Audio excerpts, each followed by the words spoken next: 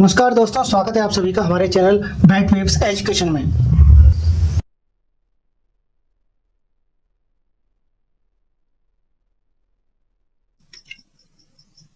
दोस्तों आज हम बात करेंगे राजस्थान के स्नातक स्तर के सीटी टेस्ट के सिलेबस के बारे में, जिसको कि अब विभिन्न विभागों में स्नातक स्तर की जो परीक्षा होती है, प्लाटून कमांडर हुआ, पटवारी हुआ, कनिष्ठ लेखाकार हुआ, तहसील राजस्व लेखाकार हुआ, महिला सुपरवाइजर हो गया, सुपरवाइजर हुआ, उप जेलर हुआ, छात्रावास अधीक्षक ग्रेड सेकंड हुआ, इन सब के लिए अब अनिवार्य कर दिया गया है। यानी कि अगर आपने सीईटी परीक्षा, समान पात्रता परीक्षा अगर आपने पास की है, तभी आप विज्ञप्ति निकलने पर ये सभी पेपर देने के लिए योग्य माने जाएंगे। तो आइए इसका सिलेबस देखते हैं। दोस्तों, स्नातक स्तर की जो आपकी समान पात्रता परीक्षा हो रही है, इसमें सबसे खास बात यह है कि इस पेपर में नेगेटिव मार्किंग नहीं है। आपका जो पेपर होगा वो 3 घंटे का होगा, जिसमें 150 सवाल पूछे जाएंगे और हर एक सवाल 2 नंबर का है। यानी कि यह पेपर कुल 300 अंकों का होगा। दोस्तों, पेपर का जो पहला भाग है वो जीके का है, जिसमें कि राजस्थान और भारत की जीके आएगी, जिसमें राजस्थान और भारत का इतिहास, राजस्थान और भारत के इतिहास के साथ ही उसके राष्ट्रीय आंदोलन, राजस्थान की कला संस्कृति और परंपरा से संबंधित प्रश्न, इसके साथ ही राजस्थान और भारत दोनों का भूगोल, राजस्थान और भारत की राजनीतिक व्यवस्था एवं राजस्थान और भारत की अर्थव्यवस्था से संबंधित प्रश्न। इसके बाद जो दूसरा भाग है वो हमारा विज्ञान का है। विज्ञान के अंदर जूलॉजी, बॉटनी, रसायन विज्ञान, भौतिक विज्ञान, 12 तक की जो साइंस है वो आएगी। इसके अलावा प्रौद्योगिकी से संबंधित प्रश्न पूछे जाएंगे। इसके बाद जो तीसरा पोर्शन जो होगा वो आपका रीजनिंग का होगा। इसके साथ ही इसमें 10 तक की गणित का सिलेबस जुड़ा हुआ है, जिसमें आपकी अंकगणित और ट्रिग्नोमेट्री से संबंधित सिलेबस है। इसके बाद जो पोर्शन है वो है हिंदी व्याकरण का। हिंदी व्याकरण के बाद आपकी इंग्लिश ग्रामर है, जिससे संबंधित सवाल पूछे जाएंगे। इसके बाद कंप्यूटर का सिलेबस रखा गया है। कंप्यूटर के सिलेबस में आप मानिए कि RSCET में जो भी सिलेबस आता है वो सारा सिलेबस के अंदर कवर हो गया है। इसके बाद अब आपका और क्या बच गया? हाँ, इसके अलावा आपके करंट जीके के सवाल भी इसमें पूछे जाएंगे। इस प्रकार से मानिए कि आपका ये सिलेबस जो है वो लगभग 8 भागों में बांटा गया है। दोस्तों, चलिए अब हम देखते हैं कि आखिर सिलेबस के हर एक भाग में है क्या क्या। दोस्तों, पहला जीके का भाग आता है, जिसमें है राजस्थान और भारत का इतिहास और राजस्थान और भारत की राष्ट्रीय आंदोलन। दोस्तों, इस भाग में जो आएगा वो है सामाजिक एवं धार्मिक सुधार आंदोलन एवं इतिहास की महत्वपूर्ण घटनाएं। इसके बाद भारत के स्वतंत्रता आंदोलन के बारे में पूछा जाएगा और इस आंदोलनों में योगदानकर्ताओं के बारे में कि उन्होंने क्या क्या योगदान दिया।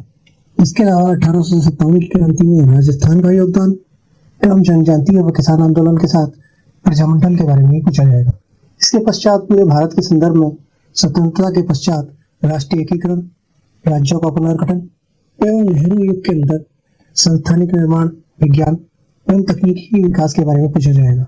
इसके बाद जो भाग आता है वो है राजस्थान का इतिहास, कला, संस्कृति एवं साहित्य, जिसमें कि राजस्थान की प्राचीन सभ्यताओं के बारे में, राजस्थान के इतिहास की महत्वपूर्ण घटनाओं के बारे में, महत्वपूर्ण राजवंश एवं प्रशासनिक व राजस्व व्यवस्था के बारे में पूछा जाएगा।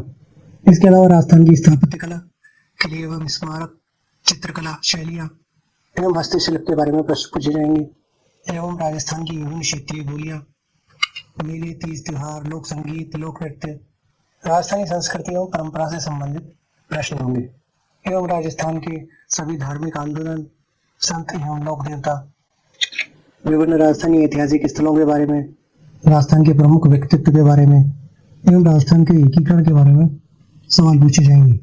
इसके बाद जो भाग आता है वो है भारत का भूगोल। इस भाग में भारत के भौगोलिक स्वरूप एवं जलवायु एवं मानसून तंत्र के प्रश्न होंगे एवं भारत की नदियां, बांध, झीलें और सागरों के बारे में पूछा जाएगा। फिर वन्य जीव जंतु अभ्यारण्य के बारे में प्रश्न पूछे जाएंगे एवं भारत की प्रमुख फसलों से संबंधित प्रश्न होंगे। इसके अलावा भारत के प्रमुख खनिज, परंपरागत एवं गैर परंपरागत ऊर्जा संसाधन, प्रमुख भारतीय उद्योगों के साथ उनके औद्योगिक प्रदेश एवं राष्ट्रीय राजमार्ग, परिवहन के साधन एवं व्यापार से संबंधित प्रश्न होंगे।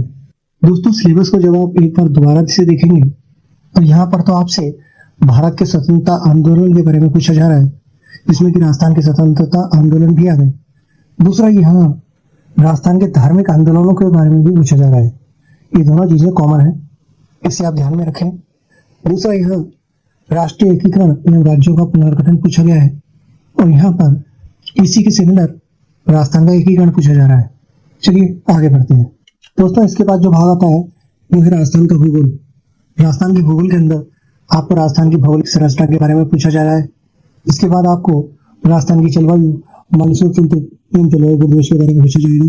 इसके अलावा राजस्थान के अफवाह तंत्र, झीलें, सागर एवं बांध से संबंधित प्रश्न, जल संरक्षण की तकनीकें एवं वनस्पति से संबंधित प्रश्न पूछे जाएंगे।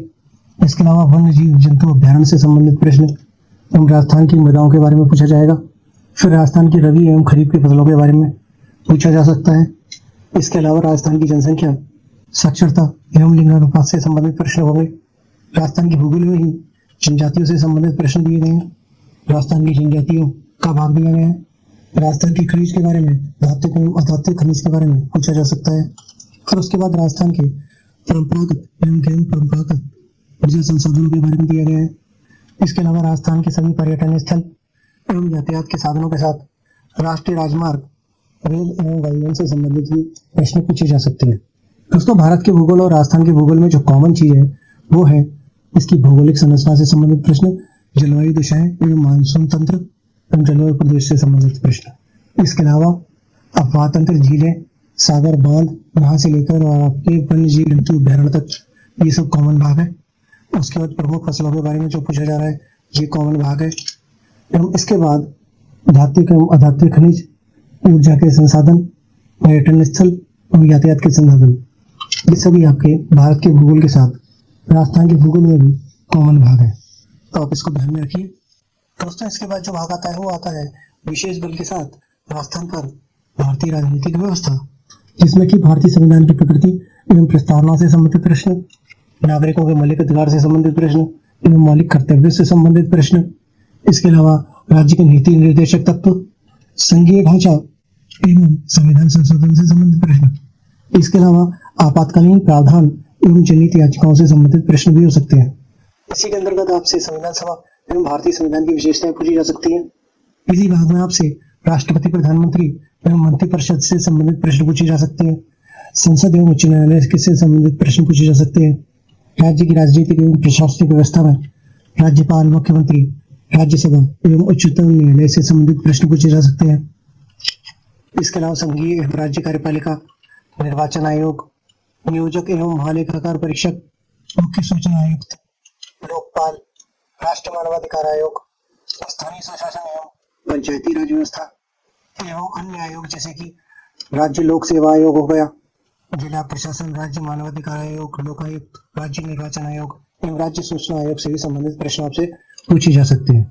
दोस्तों, इसके बाद जो भाग आता है जीके का वो आता है भारत की अर्थव्यवस्था के बारे में, जैसे कि बजट निर्माण हो गया, बैंकिंग एवं वस्तु एवं सेवा कर हो गया, आपकी लोक वित्त व्यवस्था हो गई, राष्ट्रीय आय हो गई, समृद्धि एवं विकास की संरचना हो गई, राजकोष व मौद्रिक नीतियां हो गई, सब्सिडी व लोक वितरण प्रणाली हो गई, ई कॉमर्स अर्थव्यवस्था हो गई, कृषि उद्योग एवं सेवा व्यापार में वर्तमान स्थिति हो गई, इनसे संबंधित मुद्दे हुए, एवं हरित क्रांति, श्वेत क्रांति और नीली क्रांति के बारे में भी पूछा जा सकता है। भारतीय अर्थव्यवस्था में भी पंचवर्षीय योजनाएं एवं योजना प्रणाली के बारे में प्रश्न पूछे जा सकते हैं। इसके अलावा प्रमुख आर्थिक समस्याओं पर सरकार की पहल एवं उदारीकरण व आर्थिक सुधार के बारे में भी पूछा जा सकता है। दोस्तों, भारत की अर्थव्यवस्था के बाद अब हमारे पास आती है राजस्थान की अर्थव्यवस्था। राजस्थान की अर्थव्यवस्था के संबंध में भी सिलेबस में अलग से दिया गया है, जिसमें कि राजस्थान की अर्थव्यवस्था में खाद्य व्यावसायिक फसलों का योगदान, कृषि आधारित उद्योगों का योगदान, सिंचाई एवं नदी घाटी परियोजनाएं, सूखा क्षेत्र से संबंधित परियोजनाएं एवं इंदिरा गांधी नहर परियोजना। इसके अलावा विभिन्न उद्योगों का विकास, उनके स्थान, कृषि एवं खनिज आधारित उद्योग, लघु उद्योग, कुटीर उद्योग एवं गिरोह उद्योग, निर्यात सामग्री एवं राजधानी हस्तकला, गरीबी एवं बेरोजगारी संबंधित निदान की वर्तमान फ्लैगशिप योजनाएं, सामाजिक न्याय एवं अधिकारिता विभाग द्वारा कमजोर वर्गों के लिए बनाए गए प्रावधान। इसके अलावा विभिन्न कल्याणकारी योजनाओं के साथ महात्मा गांधी राष्ट्रीय ग्रामीण गारंटी योजना अधिनियम के बारे में भी प्रश्न पूछे जा सकते हैं। एवं विकास संस्थानों के साथ सरकारी आंदोलन एवं लघु उद्योग वित्तीय संस्थाएं एवं 73वें संविधान संशोधन के रूप पंचायती राज संस्थाओं की ग्रामीण विकास में भूमिका, इसके संबंधित प्रश्न भी पूछे जा सकते हैं। दोस्तों ये था पूरा जीके का पोर्शन। इसके अलावा करंट जीके के बारे में अलग से पोर्शन दिया गया है, जिसे कि इस सिलेबस के लास्ट में 4th पेज पर दिया गया है। उसके बारे में हम उसी समय चर्चा करेंगे। दोस्तों इसके बाद आता है आपका विज्ञान और प्रौद्योगिकी का भाग, जिसमें सबसे पहले आपकी सूचना एवं संचार प्रौद्योगिकी के बारे में, रक्षा प्रौद्योगिकी के बारे में, अंतरिक्ष प्रौद्योगिकी एवं उपग्रह के बारे में। इसी के साथ ही आपके करंट जीके के भी क्वेश्चन बनेंगे, उसे आप देख लेना। दोस्तों इसी चीज को यहाँ पर नीचे भी एक बार दिया गया है कि विज्ञान एवं प्रौद्योगिकी विकास संस्थान के संबंध में, यानी कि राजस्थान में विज्ञान एवं प्रौद्योगिकी विकास के संबंधित प्रश्न भी इसमें पूछे जा सकते हैं। दोस्तों इसके बाद आपका साइंस का पोर्शन है। विद्युत धारा हुआ, आहार और पोषण हुआ, रक्त समूह से संबंधित प्रश्न हो गए, स्वास्थ्य देखभाल से संबंधित प्रश्न हो गए, संक्रामक एवं असंक्रामक पशुजन्य रोग से संबंधित प्रश्न भी पूछे जा सकते हैं। पर्यावरण पर पारिस्थितिकी परिवर्तन एवं इसके प्रभाव, जैव विविधता पर, प्राकृतिक संसाधनों का संरक्षण एवं संग्रहणीय विकास से संबंधित प्रश्न, एवं विशेष रूप से राजस्थान के लिए कृषि विज्ञान, वानिकी एवं पशुपालन से संबंधित प्रश्न भी पूछे जा सकते हैं। इसके अलावा जंतुओं एवं पादपों के आर्थिक महत्व से संबंधित प्रश्न, इसके अलावा रसायन विज्ञान से संबंधित भौतिक एवं रासायनिक परिवर्तन, अम्ल क्षार एवं लवण के बारे में एवं इन सभी तत्वों के बारे में प्रश्न पूछे जा सकते हैं। दोस्तों इसके बाद जो आपका भाग आता है वो आता है रीजनिंग का और गणित का, जिसमें कि सीरीज बनाने से संबंधित प्रश्न, आपके फिगर मैट्रिक्स से संबंधित प्रश्न, अल्फाबेटिकल टेस्ट, पैसेज और निष्कर्ष से संबंधित प्रश्न, blood relation and coding decoding से संबंधित प्रश्न, दिशा ज्ञान से संबंधित प्रश्न एवं सिटिंग अरेंजमेंट से संबंधित प्रश्न, मशीन इनपुट आउटपुट से संबंधित प्रश्न, नंबर रैंकिंग और टाइम स्क्वायर से संबंधित प्रश्न, मेकिंग जजमेंट के प्रश्न, इसके अलावा वर्ड का लॉजिकल अरेंजमेंट, मिसिंग कैरेक्टर या नंबर को ढूंढना, ये पूरा आपका रीजनिंग का भाग है। इसके बाद आता है आपका मैथ का भाग। मैथ के भाग में आपकी गणितीय गणनाएं हो गई, औसत हो गया, अनुपात हो गया। इसके बाद आप देखिए एवरेज यहाँ एक बार दोबारा भी दिया हुआ है। इसके अलावा अंक गणित में आपका परसेंटेज, साधारण और चक्रवर्ती ब्याज, एक नियम, लाभ एवं हानि, आपके अनुपात एवं समानुपात, ये पूरा आपका अंक गणित का भाग है। इसके अलावा ट्रिग्नोमेट्री में एरिया से संबंधित त्रिभुज, सर्कल, इलिप्स, समलंब, आयत, गोला एवं बेलन दिया गया है। इसी प्रकार ट्रिग्नोमेट्री में ही आपके आयतन के अंदर गोला, बेलन, घन एवं शंकु दिए गए।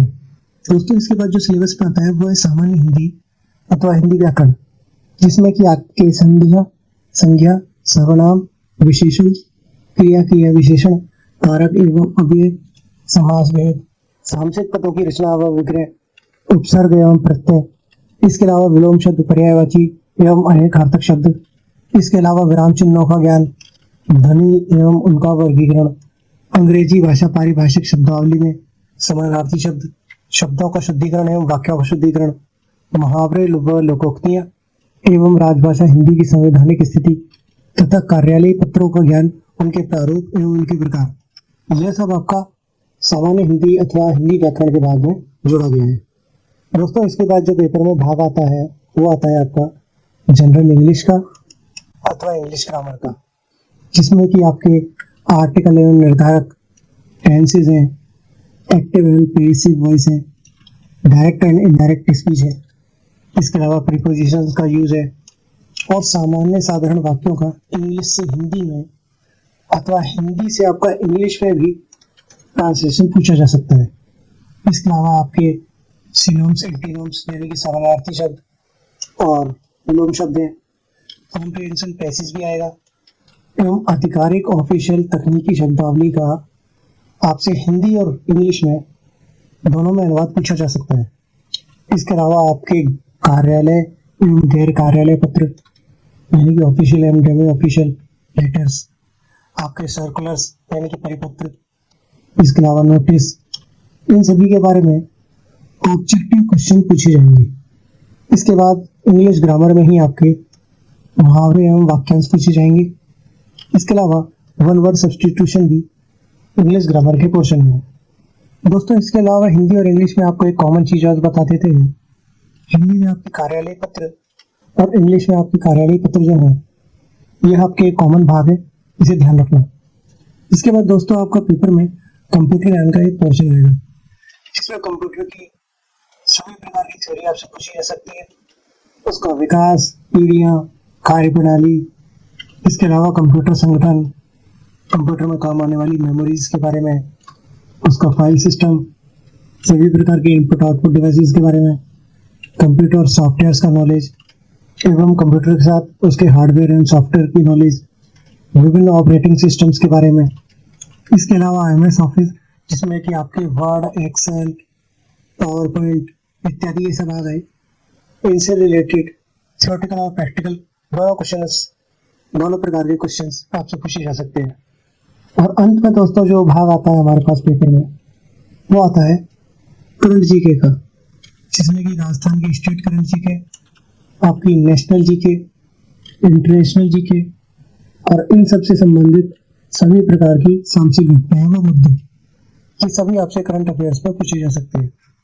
इसके अलावा वर्तमान में विभिन्न चर्चित व्यक्ति, चर्चित स्थान एवं चर्चित संस्थानों के बारे में पूछा जा सकता है एवं करंट अफेयर्स में ही आपसे खेल एवं खेलकूद संबंधी विभिन्न गतिविधियों से संबंधित क्वेश्चंस भी पूछे जा सकते हैं। दोस्तों वैसे तो देखा जाए तो सीईटी का ये सिलेबस बहुत ही लेंथी सिलेबस है, लेकिन यहाँ ध्यान देने वाली जो सबसे खास बात है वो ये है कि यहाँ पेपर डिवाइडेशन में जितने भाग रखे हुए हैं उसके हिसाब से नंबर का डिवाइडेशन कैसे होगा, इसके बारे में यहाँ कुछ भी नहीं बताया गया है। तो इसलिए पेपर की तैयारी करते समय आप इस बात का अवश्य ध्यान रखें। दोस्तों आपकी सुविधा के लिए इस वीडियो के डिस्क्रिप्शन में ही हमने लिंक दिया है, जहाँ से आप अपना स्नातक लेवल का सामान्य पात्रता परीक्षा सीईटी का हिंदी वर्जन में यह सिलेबस डाउनलोड कर सकते हैं। अगर हमारी दी गई जानकारी से आपको कुछ लाभ मिला है तो कृपया हमारे चैनल को सब्सक्राइब करें, उसे लाइक करें और अपने दोस्तों में भी शेयर करें। मिलते हैं अगले वीडियो में एक और नई जानकारी के साथ। तब तक के लिए नमस्कार।